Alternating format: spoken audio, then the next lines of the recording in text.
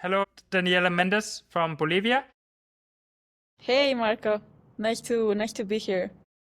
I really appreciate you taking the time to get on here today, and I love your background. It's good to have some green color. Yeah, Um, so you're a fellow graphic designer that I know from our common workplace, TODA in Brooklyn, New York City, where we both have been working with Marcos Chavez. Would you mind just introduce yourself? What do you do? Where do you live? And kind of how have we been connected? of course. So first of all, thanks for having me. It's a pleasure and it's gonna be so much fun. Um, I'm Daniela Méndez, a graphic designer. We met so randomly through Marcos, the agency in New York, like you said. Um, I'm from Cochabamba, Bolivia, which is a country in the middle of South America, landlocked. And it's interesting because it's a country that doesn't give that much emphasis and doesn't have the resources to have design as the primary um, quality as many other countries Europe and of course the US. So it's pretty interesting to see the differences between Bolivia and the US and how they give emphasis to graphic design. So when you grew up, design wasn't really a common path for you and your friends. It was something that you kind of sought out on your own. Yeah, it was much of the way I came into it was much because of the music covers and movie covers. And that developed, of course, to much more education. But um, I mean, if you walk around cities in Bolivia, design is pretty much many times like as simple as just one logo and not so much of the branding and whole identity behind it that you see in so many uh, brands and corporations, restaurants in the US and in Europe, in Australia, in other places. So yeah, I think having had the chance to see, I think one is formed a lot by their environment, and my environment in Bolivia was not so much visual driven. And then having had the chance to then study in the Netherlands and in Argentina, that has like threw me to different visual engagements and backgrounds that has like fed my mind, if that makes sense. Yeah, and it makes so. Can you share with me when was the first time you kind of thought about graphic design as a potential way that you wanted to go? Do you remember some kind of event you went to, or how old were you when you started to be interested in design and graphic design? It was just as at the moment of deciding, okay, what do I want to study in university? Um, I think the key part was combining the visuals with communication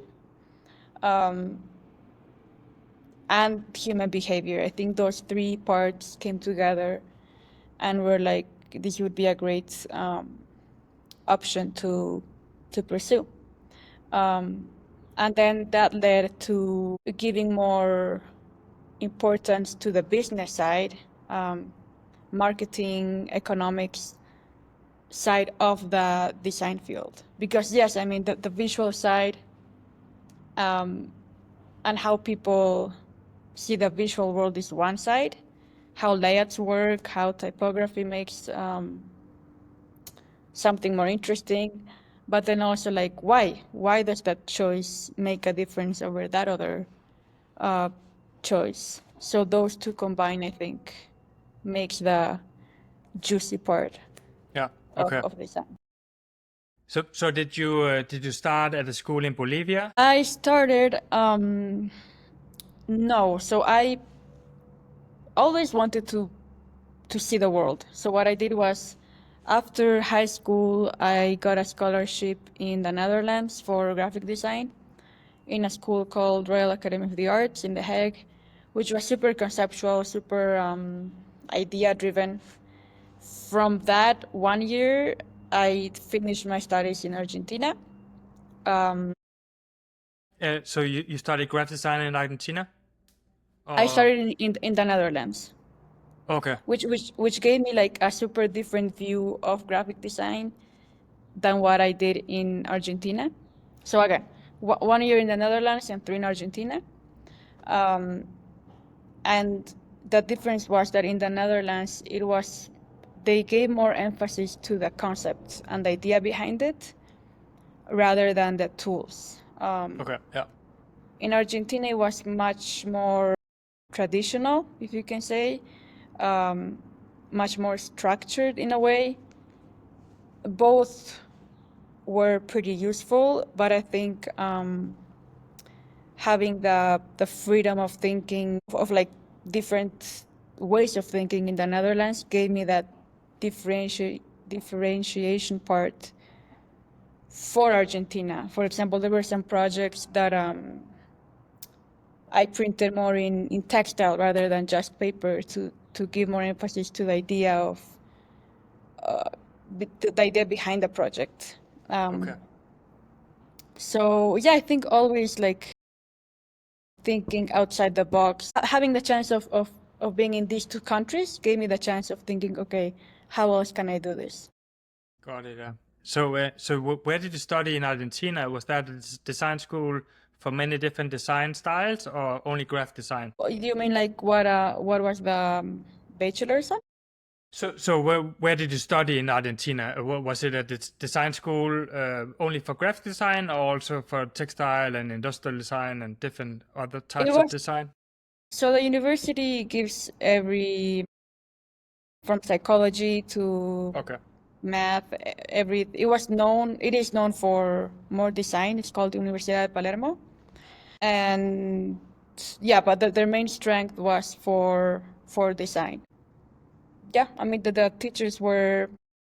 I think it's a great deal when teachers give you a new insight towards how to look to the subject, and yeah, had some pretty good teachers in both universities. Yeah, it sounds like a great experience to kind of try the European style and then the Argentinian style, and then you kind of crafting your own ways. Do you can you kind of see where the differences between those two educational styles? Like So much. the main difference you mentioned the concept based design in the Netherlands, and then more focus on the craft and the traditional tools in Argentina. Was that correctly understood? Yeah, very much. That's a good question. So I think you want to know like the difference between both ways of thinking. Yeah, so the main takeaway you got from the Holland and the one in Argentina, and where do you think modern design schools could improve? Is there an aspect where you think that you didn't really get that in Holland, you didn't get it in Argentina? Is there how would you improve on design education in this day and age? Very good question. So that first of all, I think that for every type of career, the actual learning is in the doing it, in acting it. So I would say overall that what is missing from what I've heard of many other people that studied graphic design in other places, one is the economic side of it, not just so much the creative part, the hard skills of all the softwares that are happening, Photoshop, now AI, but also the how to be, how to have a good living with graphic design, how to think about marketing. I think marketing is not taught in many universities. Human behavior and why people make those choices. the economics, the business side, how to handle your own finances. I think that's missing. That's a big part. And then the differences between Argentina and the Netherlands. I would say mainly like they care much more about the idea in Holland. In Argentina, they cared more, at least in the university I was at, they cared much more about. It was much more classic of one project, you finish it, and the idea wasn't. It was a plus, but it wasn't the main takeaway. Okay. Very interesting to hear that. Can you share a little bit about how did you end up in New York City at TODA? Yeah. I found a workshop called New York Design Experience, which, funnily enough, the founder of that workshop also went to the same university in Argentina, Universidad de Palermo. I found it through Instagram, and I think the greatest things in my life happened kind of spontaneously. I found something, or someone recommended some place, or knew someone, and that took me to these next steps. So I found this workshop, New York Design Experience. It was right after graduating from Argentina, and like everyone else, like, okay, what the hell should I do next?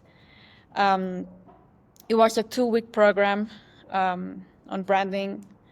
So I was like, okay, New York, such an icon for the world, for the visual world, for culture, for everything.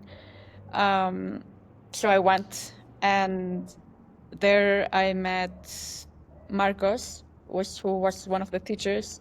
Marcos is the founder of the agency you also worked with. And yeah, it was a great experience because it, first of all, you submerge into this world of you see different studios in New York, and you see what's possible. So that's something I also am pretty prone towards. You cannot know what you don't know about. So I think it's great when you have the chance to see different things. And in New York, there was different studios. Like, how do they showed different projects and how their operations worked. So yeah, it's basically just I found this workshop, and one thing led to another, and yeah, steps set up. And then you was offered to be involved at TODA as a freelance designer? An internship was offered. Yeah.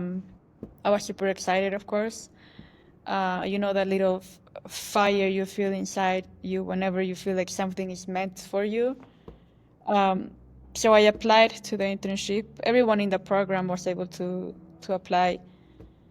And it was initially a 3-month internship virtually, like not on site. Okay. So you're working from Bolivia from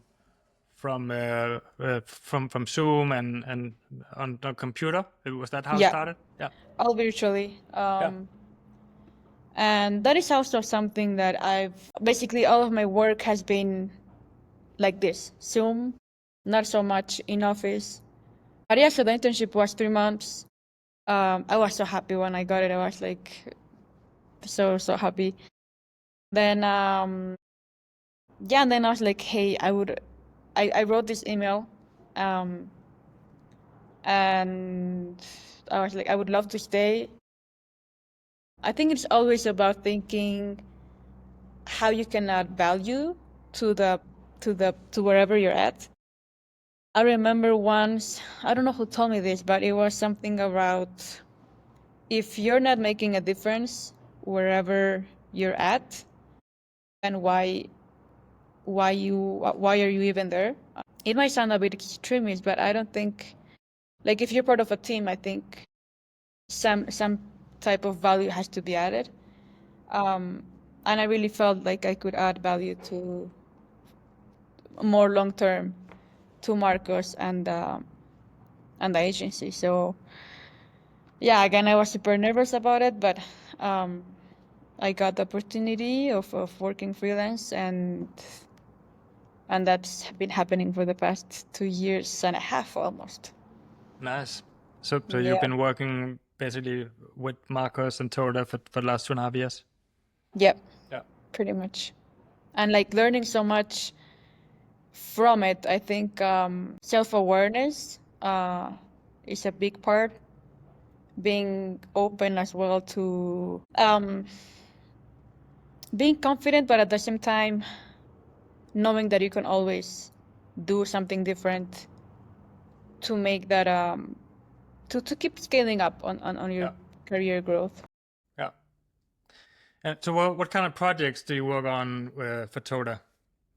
Do you have a specific type of projects that you work on? It's mostly so we work mainly for a styling brand called Russell, and they make styling products.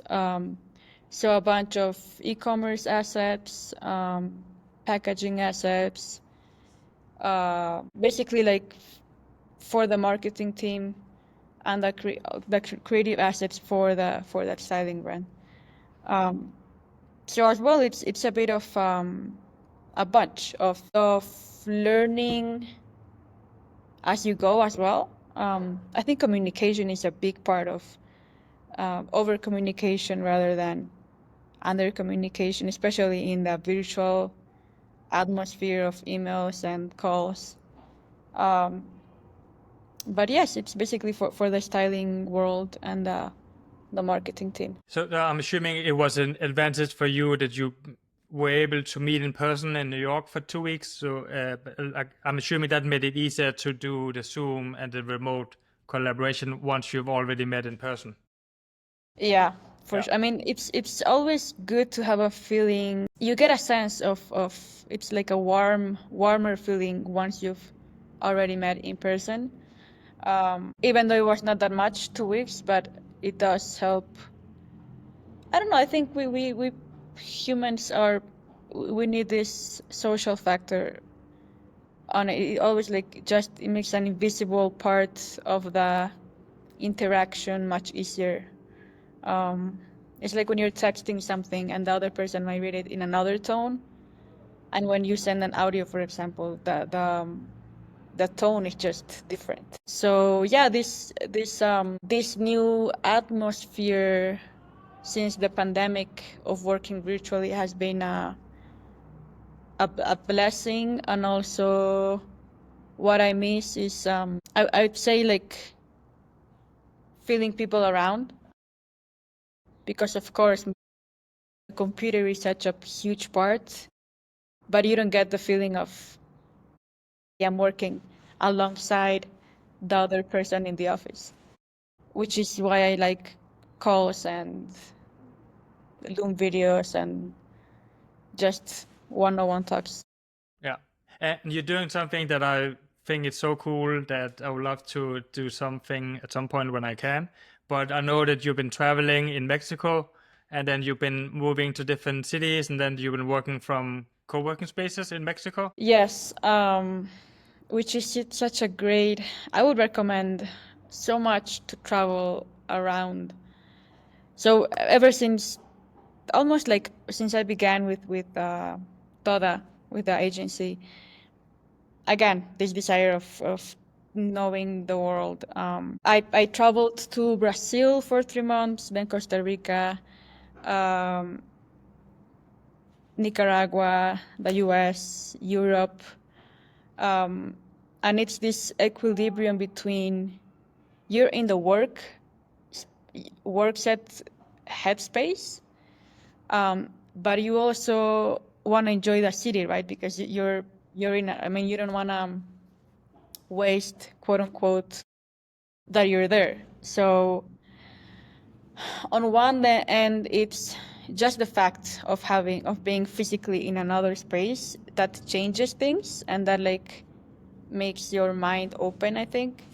but also having being able to like focus for 5, 6, 7 hours a day, in just like getting stuff done.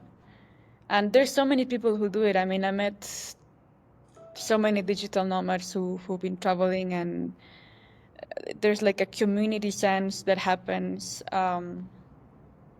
language learning and the weather. I mean, if it's cold, if it's warm, it's just like an invisible little thing that happens when traveling and working around. And yeah, it's a blessing, and I feel pretty lucky to be able to do that. It's a lot of planning as well, because you gotta like see, okay, uh, where should I go? Is there good internet? The internet is such a huge thing. I mean, Yeah. it's especially for working in a computer and uploading stuff. But I would recommend for everyone to if they have the chance to do it. So did you find some kind of online community where you can share tips and tricks about where to find the best co-working spaces in those different countries, or is it how did you find the best co-working spaces when you travel?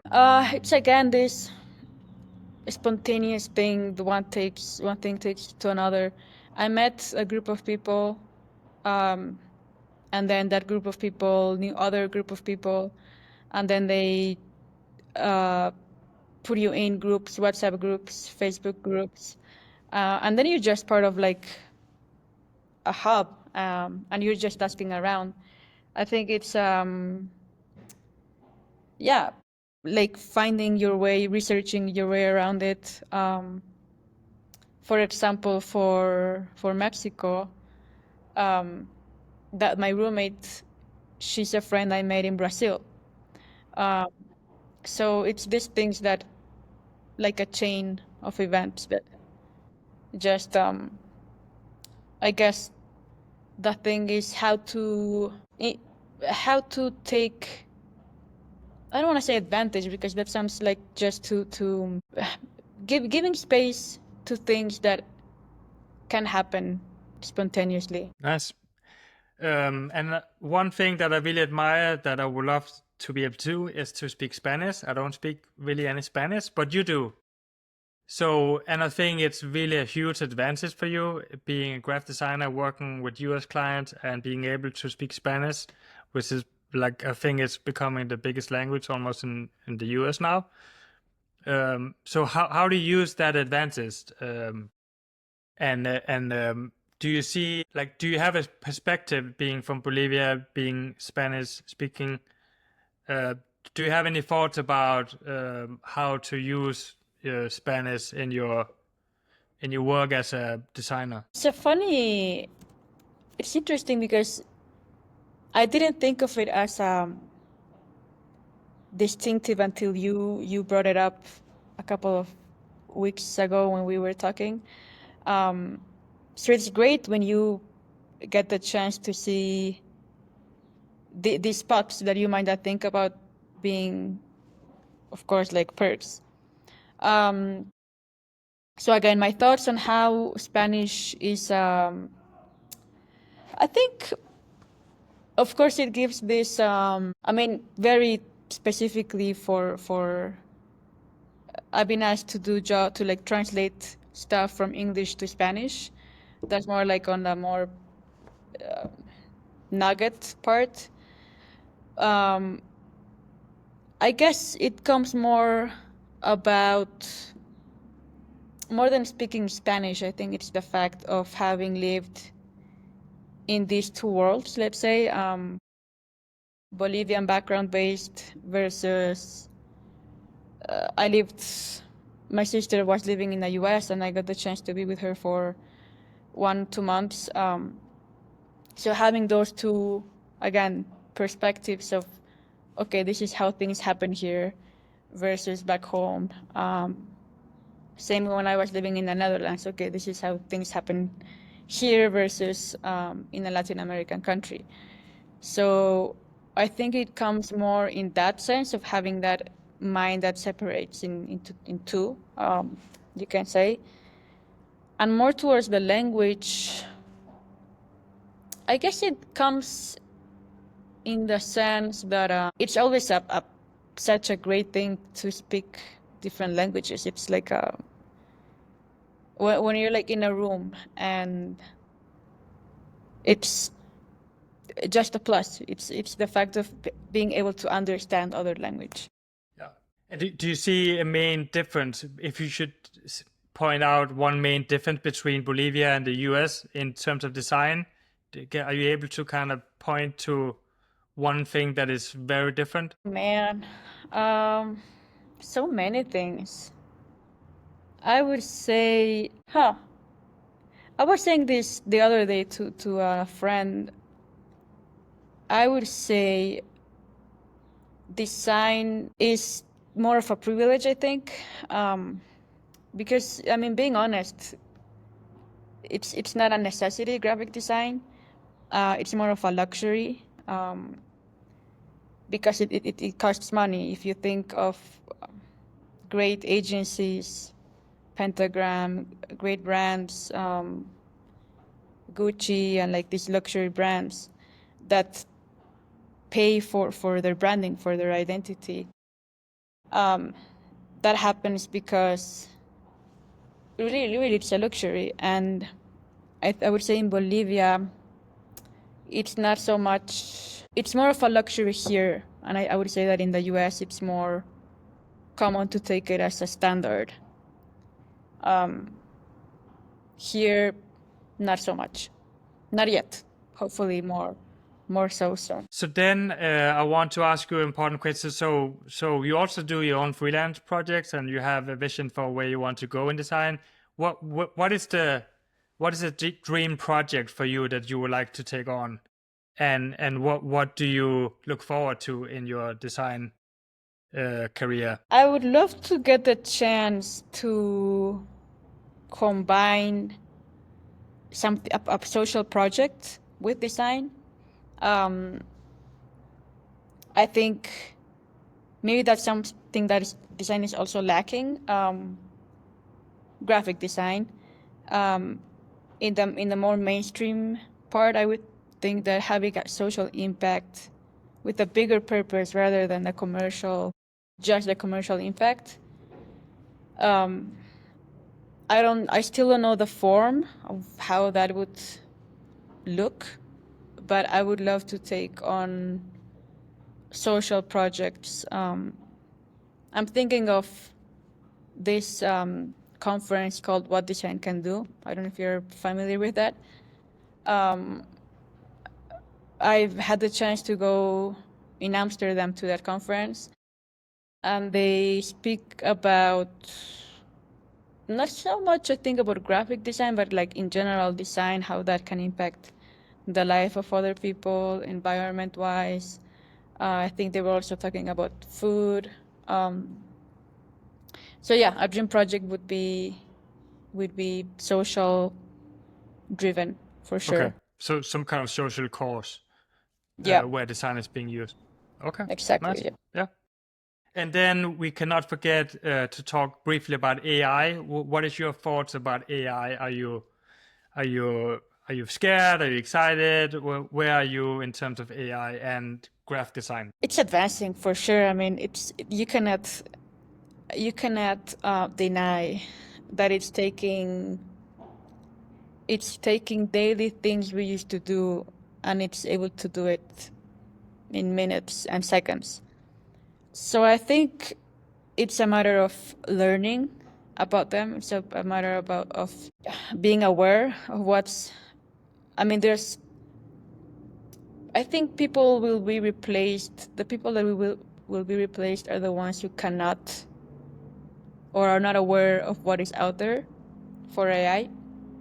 Yeah, so I don't think I'm afraid. I think I'm just looking for like I want to see what else is there out there. But of course, it's undeniable. It's gonna continue scaling up. Yeah, it's definitely going fast.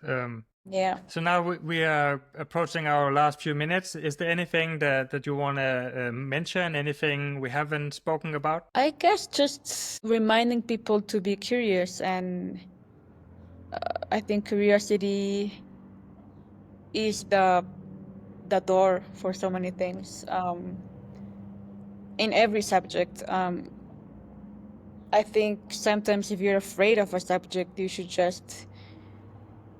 just because you're afraid, you should aim to learn something about it. I was so scared about business, for example, and now I took some courses and I'm loving it. So I would say just to your listeners, curiosity and awareness are key. Okay, great. And where can people find you? And what kind of projects do you specialize in? So do you have a website? Can we find you on LinkedIn, Instagram? They can find me at my website, Niela Provo. And then, yeah, I have Instagram, nana.5da. Yeah, marketing, assets, styling, brand focused. Great. I'm going to put all of your links in the show notes so people can find you there. Amazing. And I'm really excited to have my first podcast guest from Bolivia. So I really Yeah, appreciate you taking the time, and I do look forward to meeting you in New York City at some point, and maybe in yeah. Bolivia for a I coffee. I feel like I know you. Like I met you in person already, but we just met so many times virtually, of course. Yeah, we never met in person, right? But I feel like we did. I mean, I think crazy. it feels like we have met, but yeah, maybe we haven't. That's No, not yet, it but for sure soon, hopefully. for sure. I would love to have a coffee for Bolivia at some point, for sure. Yeah. But Daniela Méndez, thank you so much for taking the time to be on my podcast, and I look forward to seeing you on Zoom very soon. Thank you, Marco. Same. Thank you, Danny.